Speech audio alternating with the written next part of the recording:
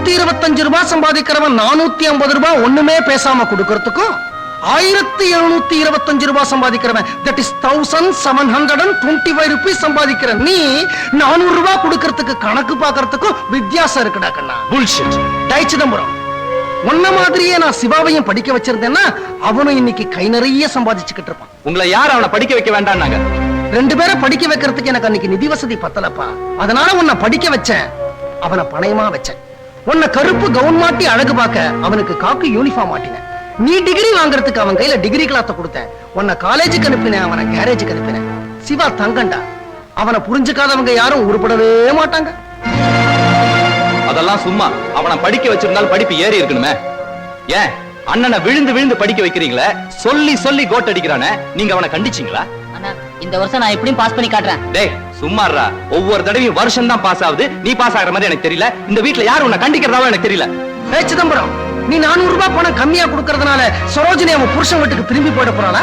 இல்ல வசந்தா சொல்லாம வீட்டை விட்டு போனாலே அந்த களங்கம் போயிட போகுதா? இல்ல பாரதி தான் பரீட்சையில பாஸ் ஆயிட போறாளா?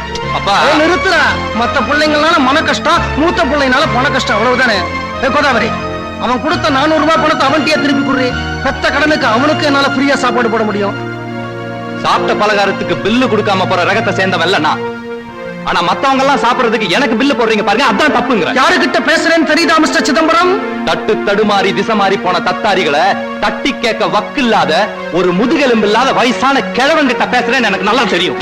உன்னை பெத்து வழக்க வீதி வீதியா அலைஞ்சு தேஞ்சு அழிஞ்சு உன் பேருக்கு பின்னாடி பிகாம்ங்கிற 3 எழுத்த கூட்ட வச்ச ஒரு பைத்தியக்காரனோட பேசுறேன்னு தெரியல இல்லையா? தெரியல.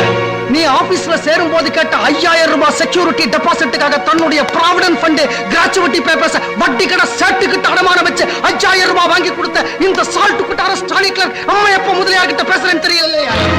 தெரியல. நீ காலேஜுக்கு போகும்போது எலக்ட்ரிக் ட்ரெயின்ல அடிபட்டு சாக கடந்த உனக்கு 3 பாட்டில் ரத்தம் கொடுத்து காப்பாத்தின இந்த அப்பாவி அம்மா எப்ப முதலியார் கிட்ட பேசுறேன்னு தெரியல இல்லையா? தெரியல தெரியல தெரியல. அப்ப வீட்டை விட்டு வெளியில போடா நாயே.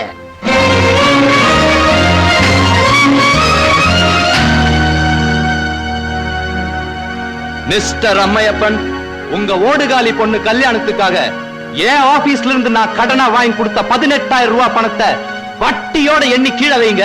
அடுத்த நிமிஷமே உங்க வீட்டை விட்டு வெளியே போறேன்.